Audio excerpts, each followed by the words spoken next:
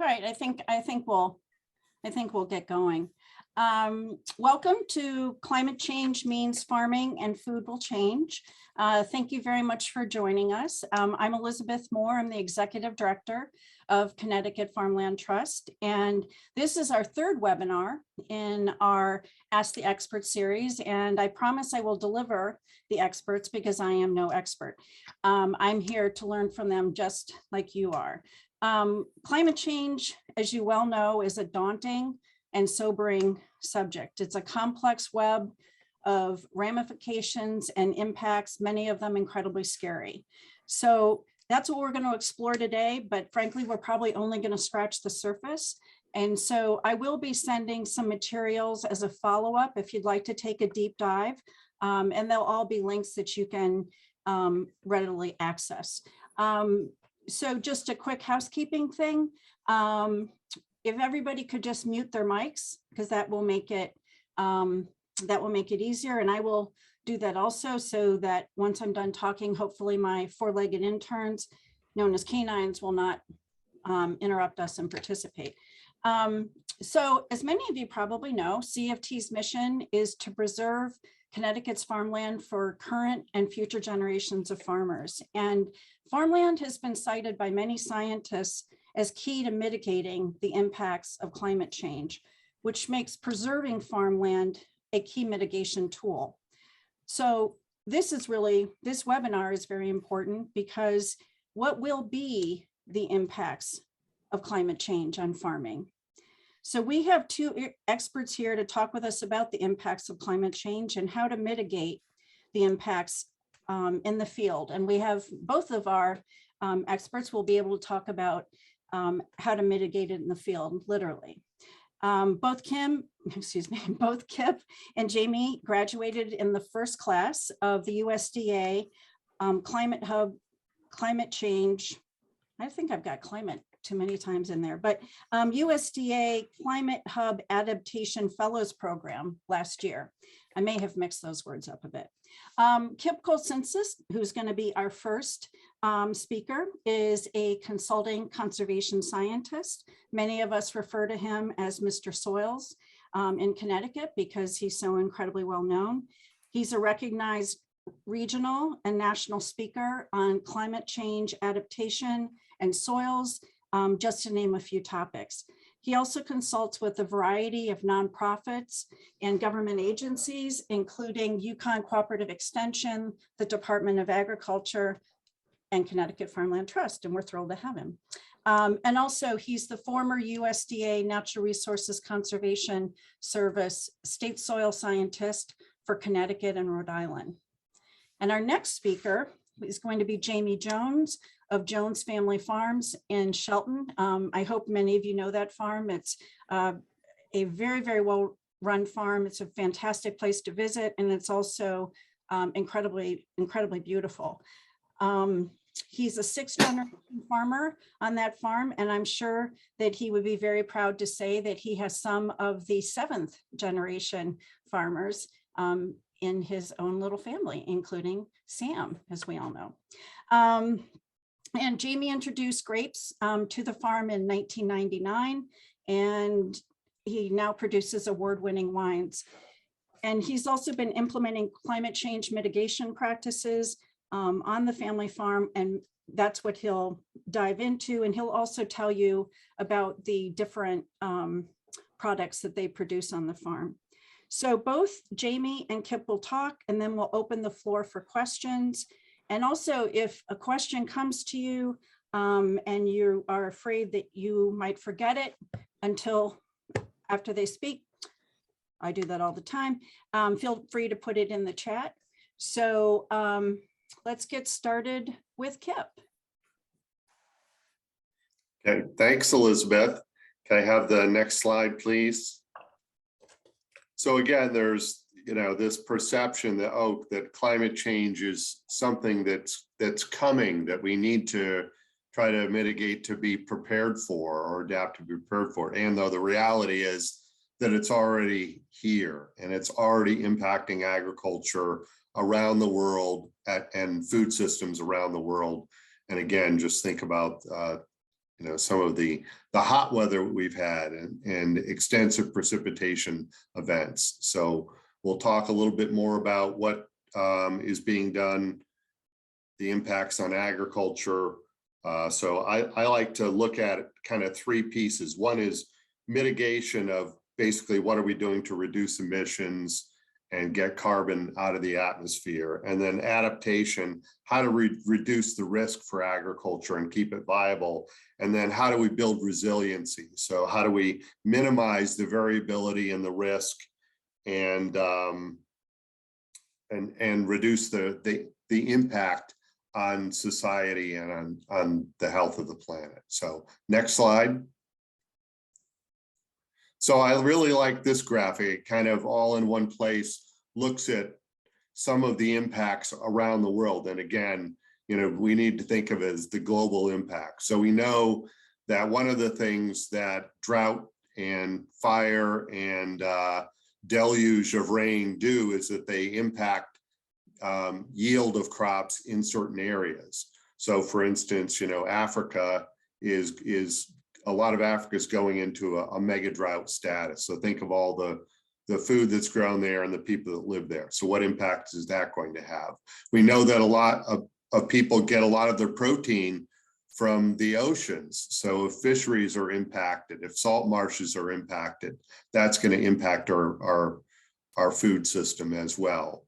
And then heat and water can pass critical thresholds. You can think, can it get too hot? So again, air temperature, soil temperature impact the physiology of the plants, impact the animals, and also for consumers and for farm workers, it can be too hot to be, and farmers, it can be too hot to be outside working.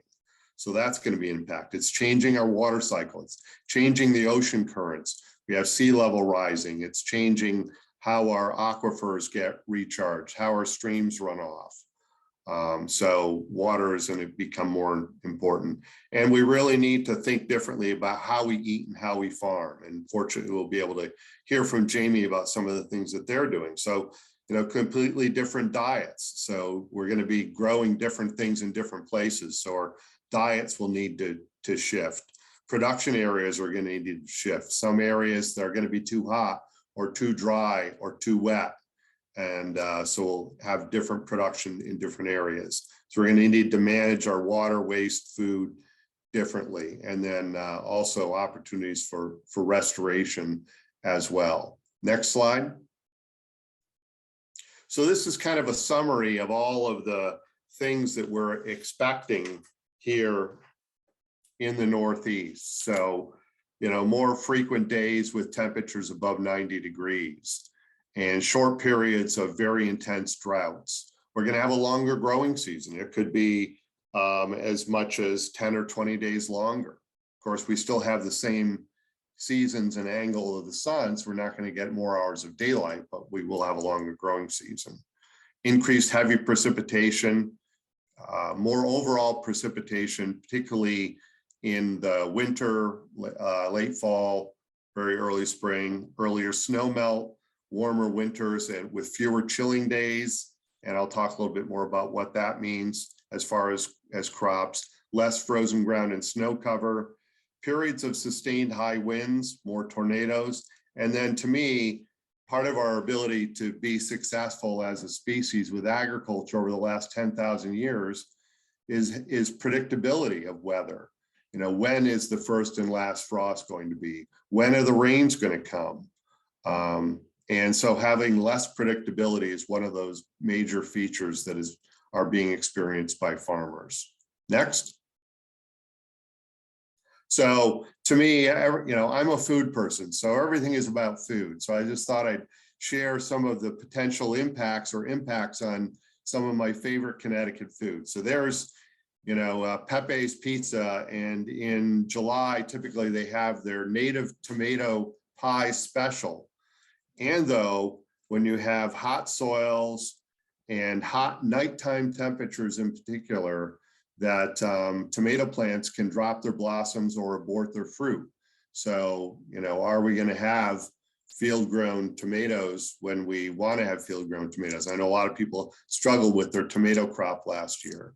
The lobster, at one point in time, we didn't know why the lobsters were dying in Long Island Sound. The lobster industry is basically gone from Long Island Sound because of warming ocean temperatures. So Maine, Canada, that's where most of the lobsters are coming from. Strawberries, and Jones's grow some excellent strawberries, but it certainly can impact strawberry season if you have very hot, dry weather right when the fruit are need to be filled out and you don't have an irrigation source, or that all the fruit becomes ripe at one time and it's hot and people don't want to come out and pick it. That can really impact the strawberry season for a farmer and the quality of the crop. And then Elizabeth and I share a love of pie and making pies. And so one of my favorite apples to use in the apple pie is a McIntosh apple. Well, McIntosh apples require vernalization or a cold period in the winter to really get a good flowering and a good apple crop. So we're going to be able to grow McIntosh apples in Connecticut. Remains to be seen. Next slide. So I'm just going to go through what are some of these key impacts on different crops, different agricultural sectors. And again, the challenge is how do we adapt to these changes? So, and Jamie will share some of the things that they're doing as well. So you can see, hot weather, you've got bolting lettuce, there's some sun scald on a pepper, and then dairy animals really struggle with hot weather. So they produce less milk and they're more stressed when there's hot weather. Next. Increased weed pressure, weed, pest, and disease pressures. You can see at the bottom left, there's actually some kudzu. And for the first time, kudzu is able to winter over in Connecticut. So just a couple of degrees that we've gotten warmer, that we've had pests that are able to winter over here now in Connecticut. And it's really been challenging for farmers with these changes in pest and disease pressure. Next. Too much water. So that was so last year, if you'll recall, we had a very dry June, and then the heavens opened up, and then it was a deluge for a few months. So you can certainly have too much water as well. And again, we have a lot of soils that have a seasonal high water table or have a restrictive layer. And so when you have a lot of rain and water in the soil, the plants can get drowned out and you can have flooding events. Next. So then short-term drought risks. So again, we are going to have sometimes too much rain, sometimes not enough. And though when you need rain, or water for plants at a certain point in their physiology, it's really important that you have it when you're trying to fill out fruit. For example, or you're just starting with direct seeding or with a seedling, you need to have water. And unfortunately, a lot of our rural areas rely on bedrock wells, and bedrock wells are notoriously low yielding. So we certainly have had people whose wells have gone dry. Next. And then opportunities. So again, there are certainly ramifications that are very negative for agriculture, but there are going to be some potential opportunities here. One, of course, as I said, of the longer growing season. And are there opportunities for perennial fruit crops? Obviously having winters that are not as cold can certainly, you may end up with less freeze damage. And though, if you have plants coming out of dormancy or you have frost other than you expect it, you may get other kinds of damage. So how much risk is somebody willing to take? And though more peaches, more red wine grapes, we'll let Jamie talk about that. Next. Longer growing season, probably not going to get to the bananas, but certainly in parts of Connecticut, you'll see more double cropping and maybe even triple cropping of crops. And I would say the couple of those summers that we had some really hot weather, I had probably some of the best melons that I've ever had in Connecticut. So I think there are going to be some opportunities there. Next. And then this is one that the modelers didn't really talk about as relates to agriculture or predict. And though, because of these wide swings that we've had from north to south in the jet stream, so you have cold coming up against warm and humid, that you get a lot of wind. So the severity of tornadoes and wind damage. So we've had a lot more wind damage to crops and to agricultural structures. I mean, when I first came to Connecticut in '83, I don't remember that we would get, you know, a 24, 48 hour stretch of over 50-mile-an-hour winds unless it was a hurricane. And now almost every storm that comes through here, there's sustained high winds. Next. And then sea level rise, water temperatures, our whole ecology of Long Island Sound is changing. And of course, we have a very valuable aquaculture industry. So I've been told that they actually are starting to use more mid-Atlantic oyster varieties and may change. And we've got a growing kind of kelp industry. It may change some of the varieties of seaweed and kelp that can be grown. And it hasn't been as much here of a problem as it has been on the West Coast of additional carbon dioxide causes acidification, and which is challenging because there's the shellfish need calcium to be able to build their shells. So they've had a problem in some areas with that. Next. So just as a summary here, if you look at worldwide of these potential changes we're seeing to agriculture, and again, they're happening faster. So it's harder to adapt when things happen very quickly.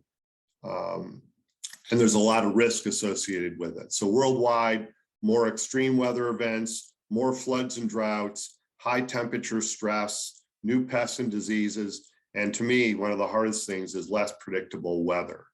So again, California and the Southwest are going back into a mega drought. And you know, areas where we've expected a lot of fresh fruits and vegetables, they're not going to be producing those. There's thousands, hundreds of thousands of acres in California that are not going to be in production this year because there's not enough water. And though in the Northeast, we're fortunate. Sometimes we're going to have too much water, sometimes not enough. And sometimes it's going to be really warm. But in general, we're going to have a climate that's suitable for most kinds of agriculture and most crops. So we have the potential to expand and diversify our agriculture. The Northeast has 24% of the population and 7% of the land base. So the potential is really there for a local and regional food system if we support agriculture, and through farmland preservation and better land use decisions, we protect our best agricultural land, our prime farmland, which is the most resilient to the impacts of climate change. So Northeast is the place to be. Next. And then again, we could spend a lot of time on this. Jamie is going to share some of the things that they're doing for mitigation and for adaptation to climate change. And so I'll turn it over to Jamie Jones from Jones Family Farm. Thanks, Kip. You did a really good job on explaining everything that we've been seeing. I'll give a few of the more real world examples of what I've been dealing with here on the farm and our family and our staff. We certainly live it every day. But the main thing I think, what I tell people when they ask about climate change and what it means is, a lot of people think, well, you know, it's getting warmer. But the reality that's affecting us is the extremes in weather. And what we're having in extremes is either hot or cold or dry or wet, and the intensity of those events and how quickly they shift back and forth. The best thing I remind a lot of people, and I was a plant science major, plants are not unlike people, humans, in that they're living. And we all know how we feel when there's an extreme or a quick change. We don't like it. We don't appreciate it. Well, plants really are no different. And that's really the struggle, that a lot of this weather is really giving those plants a real workout. And the way we're producing our plants, we are not in any controlled environment agricultural situation. It's all outside and field grown. So these plants have no ability to shelter from the extremes of weather that we're seeing at times. So that impacts, how they're growing. Now, a couple of the quick examples I have is, I started growing grapes over 20 years ago now. And a lot of people said, oh, well, maybe this climate change will be good for, vineyards in Connecticut, because you're going to get a warmer climate, and you'll be able to grow some of the varieties that, traditionally would not have been able to be grown here. And in a very generalization, that's a true statement, but I've found out that it's not true, and it's not allowed us to do what it said. And Kip kind of hit on it. Another key word with it is predictability. And because of those extremes. And one example was the variety of grape Merlot. It's a red grape. It certainly does do well in Long Island and other areas of the country, but it is not real cold hardy. So I started planting, and we still have a little bit growing, but I did plant probably about close to an acre's worth of it. And then it grew for basically 3 years without producing a crop. And then there was one winter, I forget which year it was, and it just got very cold very quickly, probably about 5 to 10 degrees below zero for several nights. And many of the vines were either outright killed or died right back down to the bottom. And at that rate, having invested 3 years into getting them up close to production and realizing, I had to basically start over, I quickly realized I've got to pivot back to something that's more guaranteed, that's going to be able to survive here. So even though we might have a longer growing season and a better ability to, have some of these grapes, if it's not predictable, a farmer can't bank on it, especially if it's going to be a perennial crop where you've got multiple years. You might be able to roll the dice a little bit with an annual crop, because your loss could be less if you tried to, as Kip said, maybe do a second crop of something and it could get ripe later, and maybe you might miss a frost that you might normally have had. But by and large, because of the changing climate, it has not always been, it's not been beneficial. So Kip, can you advance the slide? See what else. So next I have a few other pictures. These are real pictures from what's happened in the past year. This is more less in a field, but just it happened to be a picture I could find quickly, and it shows some erosion from that rain event we had last August. And what was interesting about this event was it wasn't. We've certainly had more, heavier rains, but the volume of rain and how quickly it happened. And here's this is a gully in the middle of a road.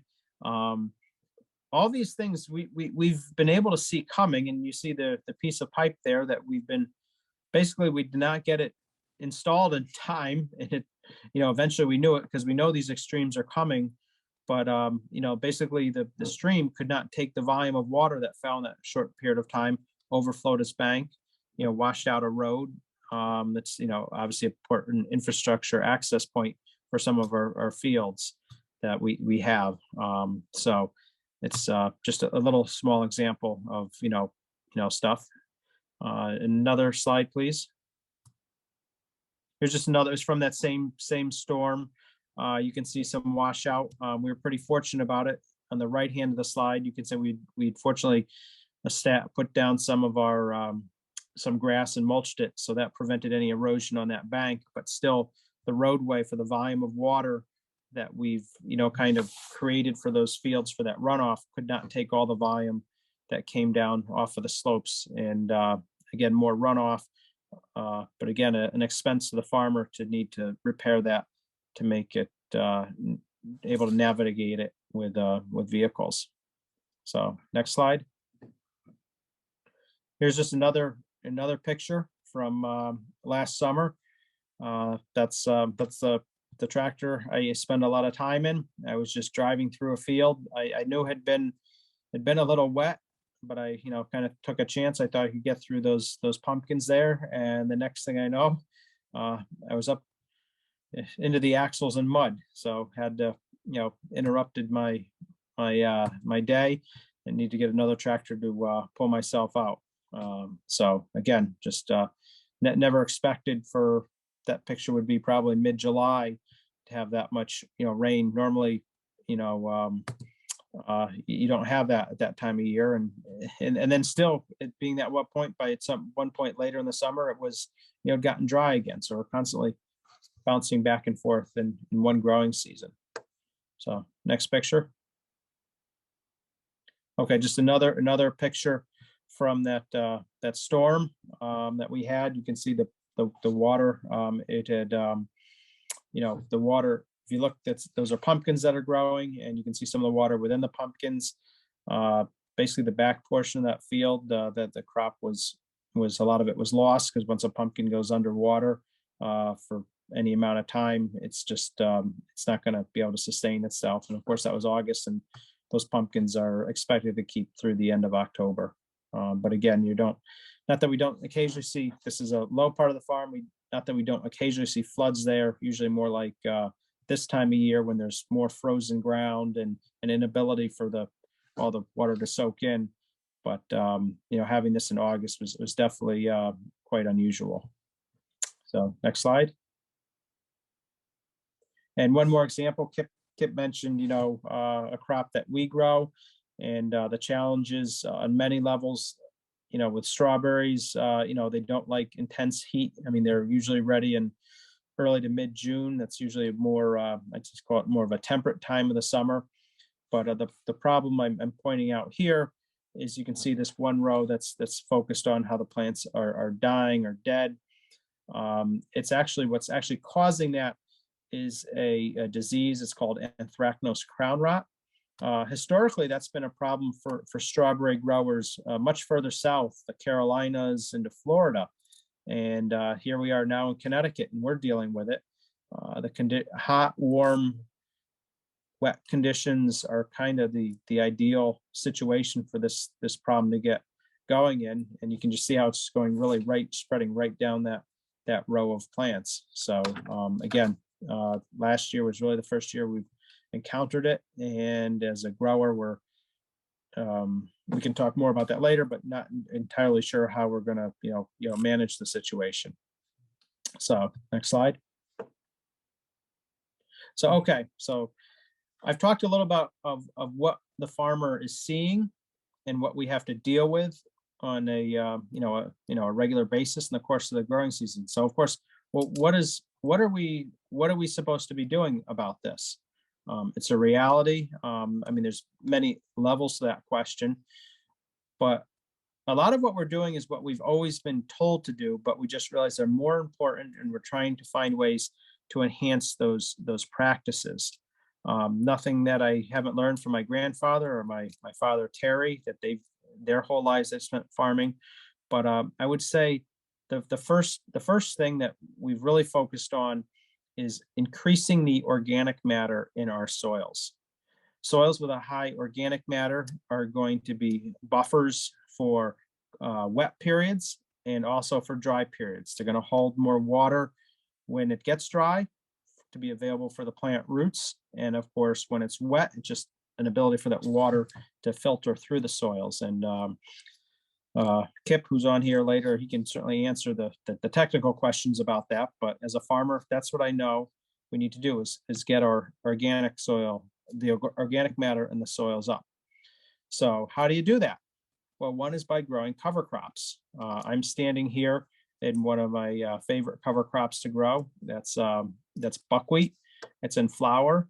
Aside from adding organic matter and being a crop rotation from either our strawberries or pumpkins, you see all that white, that's the flowers. It's a wonderfully attractive plant to the pollinators. The bees and other pollinating insects really like it.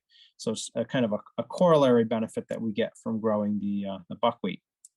And I think about one more picture. And just also on the topic of other cover crops, this is it's called Sudax, or that's short for sorghum Sudan grass.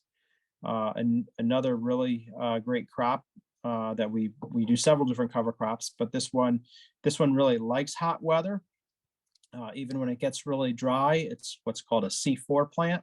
So it really appreciates the hot, dry weather. So it has no problem growing in some of the hot summers. You can see there, it's already probably approaching 4 feet tall, and it can get up over, 8 feet tall. We don't always want it to get that big because it gets harder to incorporate, but just look at all that biomass that it's putting on there.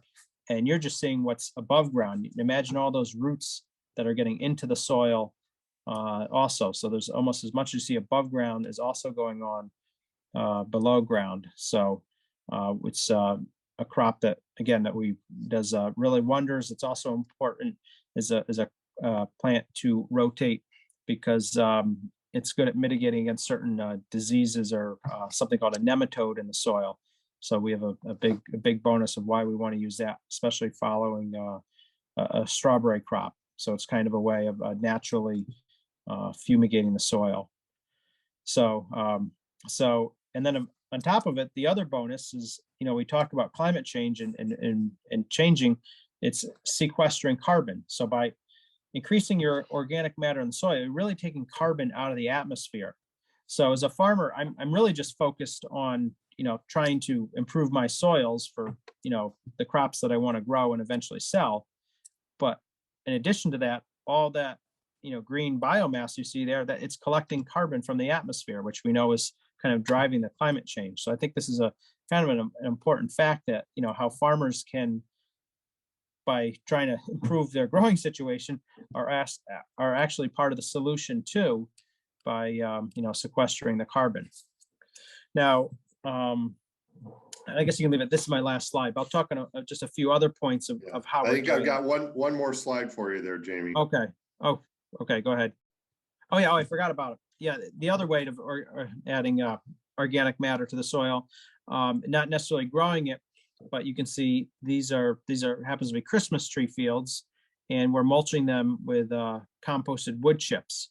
So we allow whenever you see the utility lines to be cleared and other landscape projects people done, we allow a couple landscapers and tree clearers to dump their wood chip. We compost them for a couple years and then return them to some of our berry fields, blueberries and strawberries for mulch, but quite ably demonstrating this picture here are Christmas trees. And you can see the organic rings, we actually call them donuts, that we're placing around each tree. And sometimes we'll actually do something called sheet mulching, when we won't just go around each tree, but we'll actually cover all of the ground. Now it's adding organic matter to the soil. Also, that mulch is allowing moisture to be better retained.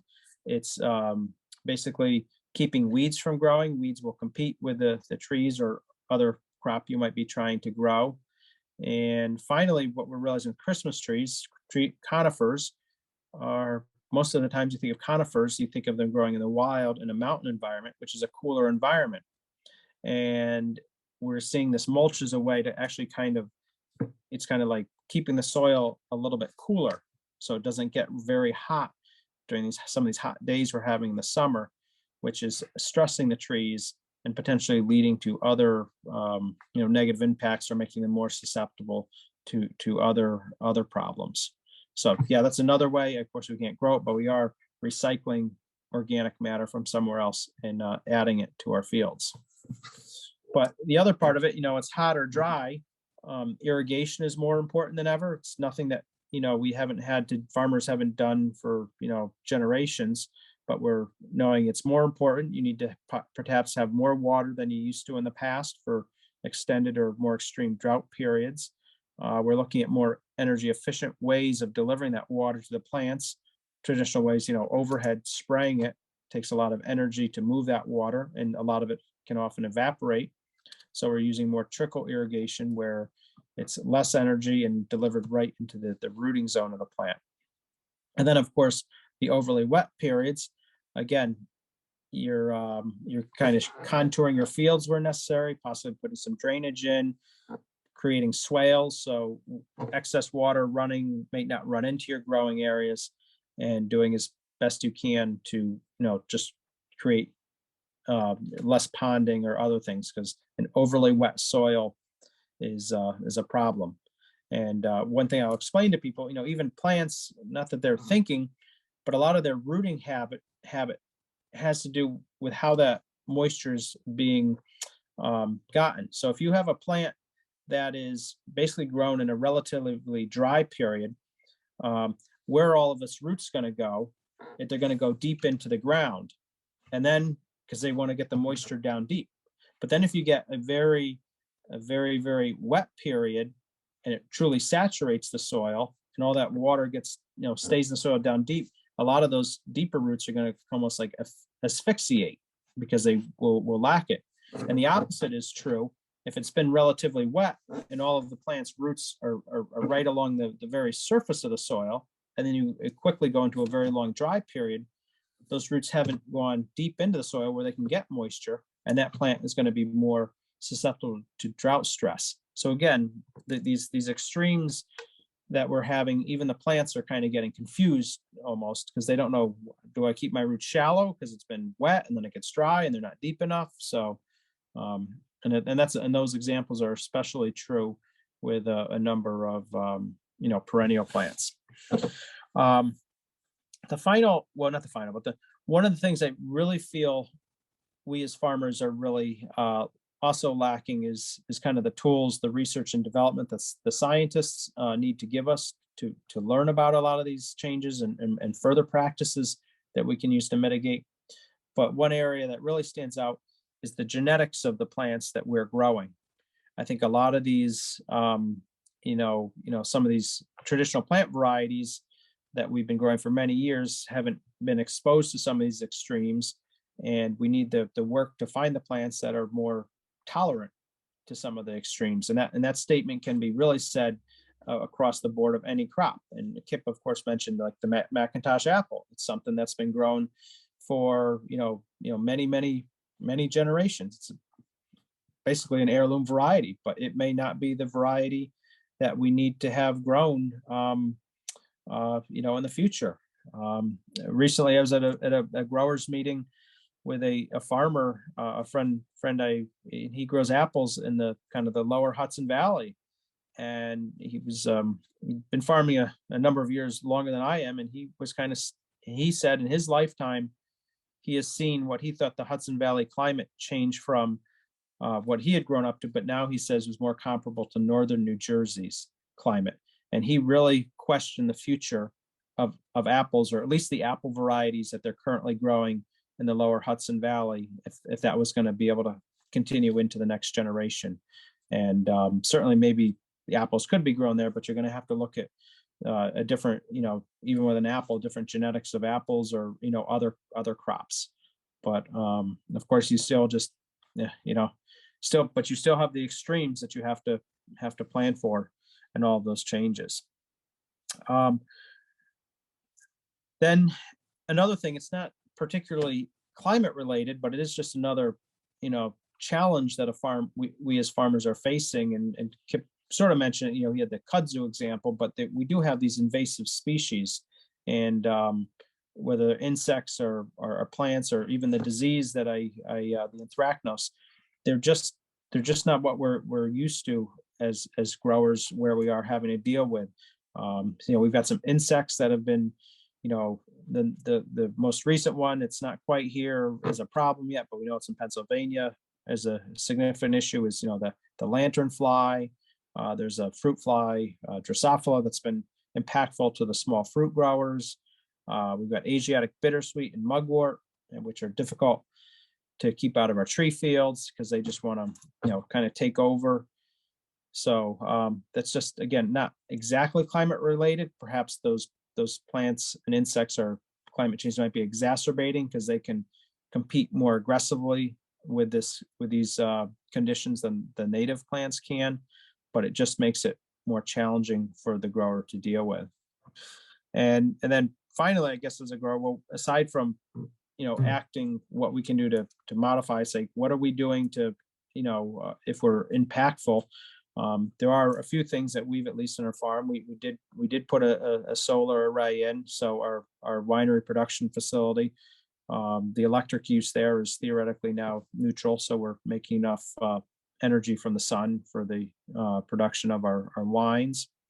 And a lot of our tillage practices, we know we still need to use diesel tractors, but my mindset is always like, can we do it with less, fuel use? And, I don't say we're not quite no-till, but we've been able to reduce the amount of tillage we've had, with fewer passes through the field. So just trying to keep in mind, some of your farmers, you might not be able to eliminate it, but if you can scale back your use, and of course, with the cost of fuel now, there's a very strong economic impetus to do that also.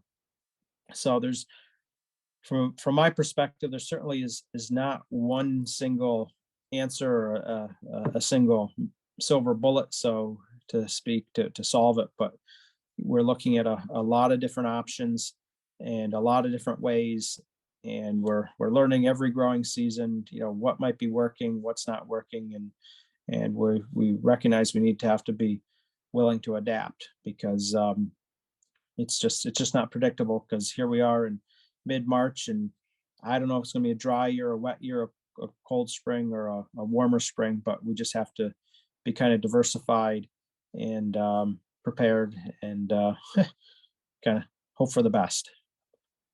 So Kip, those are the comments that I had. I don't know if there's certainly questions, or I can certainly dig a lot deeper on some of these issues or individual crops, but that's the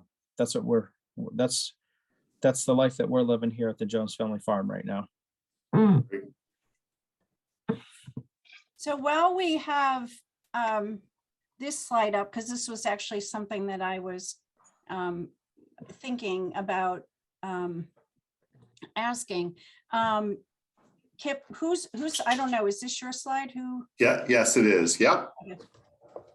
So if you want, you're right. So basically, thanks, Jamie. I thought you did a good job of covering, a lot of those kind of tools that farmers are using. As you said, there's, the amount of risk that there is, and how do you minimize risk is a real challenge. Somebody that's just starting out in fruit or vegetable production, we're saying if you don't have a reliable source of water, you're putting your business at risk. You might as well not get started if you don't have a water supply, because when we get a short-term severe drought, you've got to have the water. Or if we're telling farmers, if all of your land is on a floodplain and you've been impacted, you ought to look to be able to lease or purchase some land outside of a floodplain, simply because of the unpredictability. So, and a lot of the tools and techniques that Jamie had mentioned and is using are certainly very applicable to, the homeowner and the gardener. So here's just a list of some things that I put down that you can see they relate to what Jamie was talking about, and things that we can do on our own property and in our communities and in Connecticut. So, understand your risk, keep the soil covered because of the intense events, reduce your lawn area, reduce your use of petroleum-based products, mow less, do soil tests, reduce waste, less processed stuff, eat seasonally and locally. Eating seasonally and locally, you're supporting local agriculture, and diversification, diversity of the food system, diversity of crops. That's one of those things that the Jones Farm has going for it, is the diversity of crops and customers. So that really helps them reduce their risk. We know we need to eat a little lower on the food chain. We need to have regulations that are going to support agriculture in Connecticut, better land use planning, to that agriculture is a legitimate land use, that it's important to sustainability and staying on the planet. Protect that best farmland, support public transportation, renewable energy, conserve and reuse water. So these are all things, as Jamie said, that they're not new, and they relate to basically just keeping the planet alive. And though we need to be more serious about them and more take them to the next level with more extensive application and investment. So I'll stop there, Elizabeth. And it looks like Lisa has her hand up. Yeah, so what I just, thank you to Kip and Jamie. And so what we're gonna do now we've got about 10 minutes. If you wanna put your questions in in the chat, we also have people monitoring. If you wanna put your hand up, we can take your questions in any way. And it looks like Lisa Bassani is our first person. All right, thanks. Thanks, Jamie and Kip. This was great. Jamie, this question is for you. I'm just curious in terms of your breakdown of what you're planting on Christmas trees. Are you already thinking about some species that will be more tolerant? I mean, I know you have a number. We go there every year. We love your Christmas tree operation. You have a number of varieties, but are there certain ones that you're starting to plant more of in anticipation that they'll do better with some of this, huge extremes of weather? Lisa, that's a really great question, because there's the weather question, and then of course so much of what we do as farmers is what you'll call market driven. And of all the Christmas trees that we grow, the only variety that's truly native to Southern Connecticut is the Eastern White Pine. It's also the tree that is least desired by the market and probably accounts for about 3% of the trees that we sell. However, a Christmas tree, is a 6 to 8 year investment in time. And in many ways, I'd say, well, we should be growing more, Eastern White Pine. However, I don't believe the marketplace is going to move fast enough to be there that I'm going to even double my acreage of Eastern White Pine. Of the other species, I think we're just keeping a diversified mix of them, trying very hard with our site selection and how we're modifying, how we're growing them, to a degree, just, working with what we get. But long term, I would say the true firs, a Fraser fir, the balsam fir, again, they're native to the mountains of, the Appalachian chain that grows here from Maine down to North Carolina. Our growing degree days are double what their native environment is. And I think if things stay for the next, my lifetime, I think they can do it, but I really would wonder if my children or grandchildren want to keep growing Christmas trees. If we stay on the same trend line that we're going on, I think Kip, that picture of, you look at New Hampshire, just kind of moving down there. It's a legitimate question if you will be able to reliably be able to grow those trees here in Southern Connecticut in 50 to 100 years from now.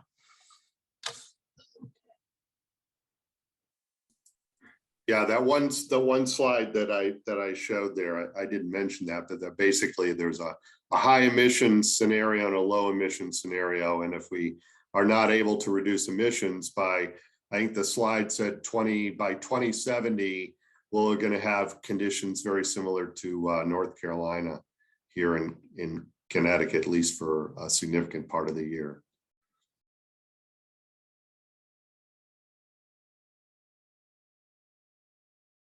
I see something in the chat. CFT is in the midst of doing a 5-year strategic conservation plan, looking at where we should be focusing our efforts in the next 5 years on farmland preservation. And to mitigate climate change, what has a greater impact? This is probably for Kip. Preserving farmland in large blocks, which has been something that has been desirable in the conservation community for a long time, or to have these preserved farms dispersed across the state? Sure. So what I would say is both. So part of it is need to think about it as a system. So again, as part of agriculture, that's part of the food system. If we're going to try to change the food system to diversify it so that it's not all aggregated, in certain parts of the world, in certain parts of the US, we're going to support a regional local food system. What do we need for a base and what do we need for kinds of agriculture? And so where does it need to be? Certainly, if you want to reduce travel miles of using fossil fuels to get food here, having it be, local and regional, you're going to really reduce those food miles. And though, what kind of food is it that we're going to be eating or growing or producing? If you want to be able to have a Connecticut dairy industry, you need to have some large chunks of land to be able to support the forage, and if not, grow more forage for the dairy animals. If you want, fresh fruits and vegetables and agritourism, it needs to be convenient for people and close to cities. So, and then as you think about on certain parts of the other, well-managed farms supply so many different kinds of goods and services. So what else do you want them to be able to do? So that's one of the benefits of agriculture in urban areas, is reducing the impervious surface, that the vegetation of the community farm or the community gardens or the farm are green space that can be stopping points for pollinators and migratory species.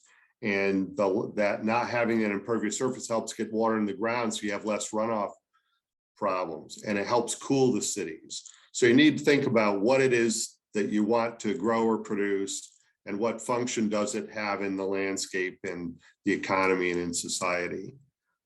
But I think, to me, every decision that a farmer is making and a community is making need to have thinking about impacts of climate change as part of that decision-making process. Thank you. We've got two more questions here, and I realize we've got 6 minutes, but very good question from Sandy. What else can I do at home to mitigate the impacts of climate change on my garden? I've been composting for decades and add organic matter to the soil whenever possible. Can I do more?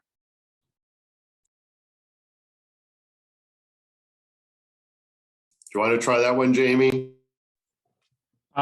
Real quickly, I think you're off to a great start. Again, I mentioned the trying to get the right varieties to grow there.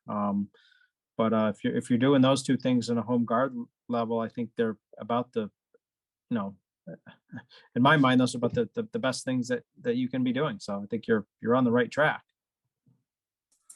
Yeah, you might want to, again, one of the challenges with a small garden too is being able to rotate crops. So, by, as Jamie was talking about, using different cover crops that can help reduce the weeds and break up some of those disease and pest problems. And the other thing is to do a soil test so that you're not over applying fertilizer. And the other thing is too, when we get these big storm events, if you apply all your fertilizer at once, in some cases it can leach below the root zone and the plants can't get to it. So be mindful of your fertilizer and base it on a soil test.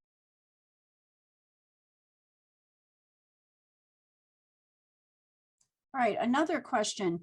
Kip, so many of our Connecticut soils are perfectly suited for animal production. I disagree with the eat less meat comment, and I think that we need to encourage more livestock production, but our Department of Agriculture is not doing so. Why do you say eat less meat? Yeah, so I would say all of the studies that are out there is that I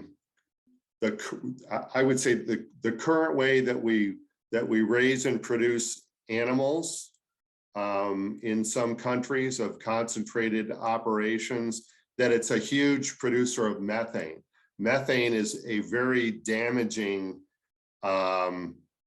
gas as relates to warming and climate change. So we need to reduce methane production. The other thing is too, is if you look at the rainforests are so important as the lungs to the planet and for trying to mitigate some of the impacts of climate change. And there are huge swaths of land that are being cleared in the rainforests specifically for cattle production. So, and I'm not saying not eat less meat, but not to eat meat. That's going to be certainly a personal choice, but certainly as far as the resources that are required, the impacts from emissions, water quality, everything else, there's less impact by by lowering the amount of animal agriculture and eating more grass-based meat and more, particularly in the Northeast, if we want to be more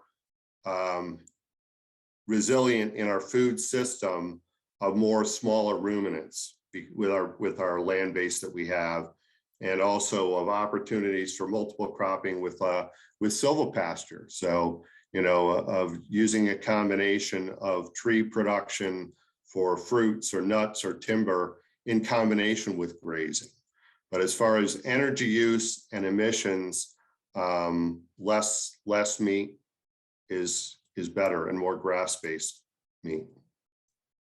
So, and we've got one last question, which we're going to sneak in under the wire. It's a really good one. What resources exist for farmers to implement these big changes, new crops, drainage, etc.? And I'm guessing that Kimball might mean financial resources. Is that correct? Yes, he means financial resources. So are there any financial incentives coming from, I'm assuming that would probably be coming from government, most likely at the state and federal level.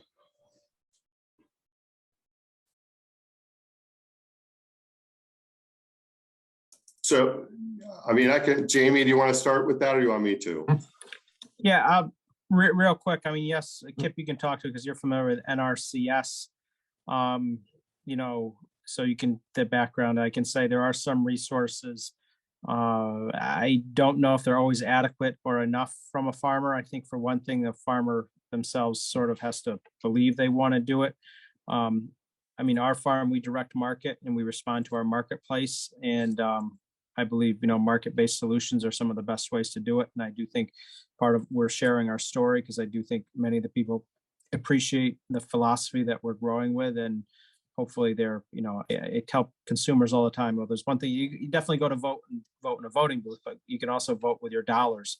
So if you want to support local farms, agriculture, I mean, that's where you should be supporting. You value the food, you have to pay for it. Sometimes it is a little bit more expensive, I get it, but the business conditions in southwestern Connecticut are certainly more than other parts of this country. And a lot of our foods and a lot of the foods that I am producing, the consumables, aren't even grown in the United States anymore. They're coming from outside of our borders. So you just have to, people have to recognize that and again, vote with their dollars and support the farms that they feel are important to them. But I'll defer to you on some of the other, government programs that are, helpful, but not always reliable.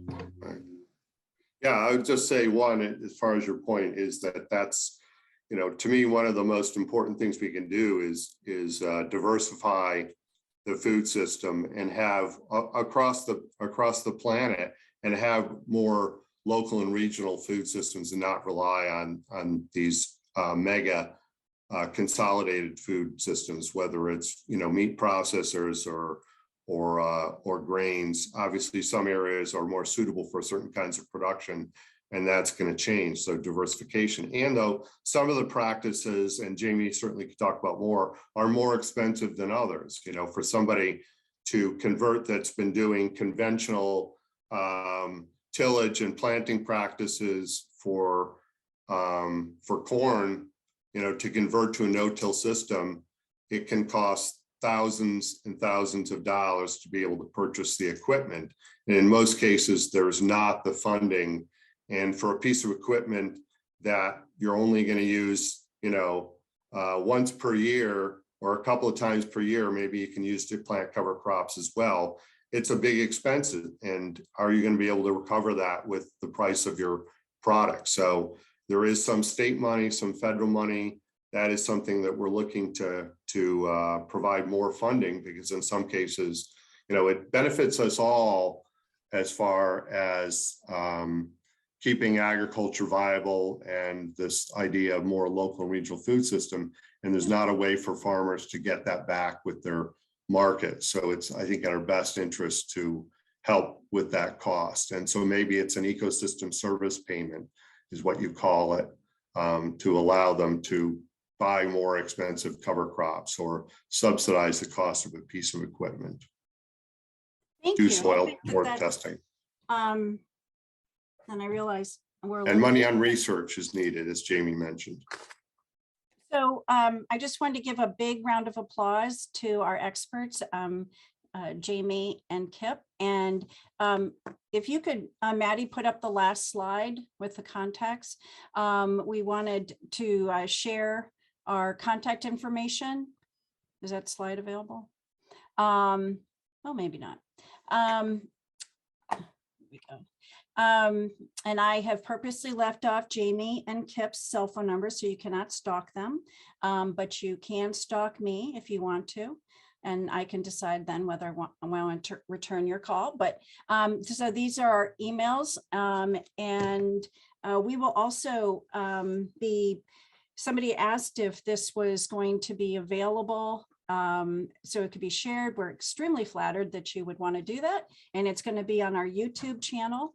And also we will be following up with a survey so you can tell us what you liked and didn't like and what you learned from the webinar, as well as I will follow up with some reading links for reading material if you're interested in reading more. And I would just leave it with that. It certainly reinforced to me about thinking globally and acting locally. And also that there are, there's a lot of sobering facts that came out of this, but also that there are some uplifting possibilities for agriculture in Connecticut. And that was really great to hear. So thank you everybody for spending the past hour with us. And I hope you'll join us next Monday or Tuesday when we're going to be having an overview of what CFT accomplished last year. So thank you very much and hope to see you soon.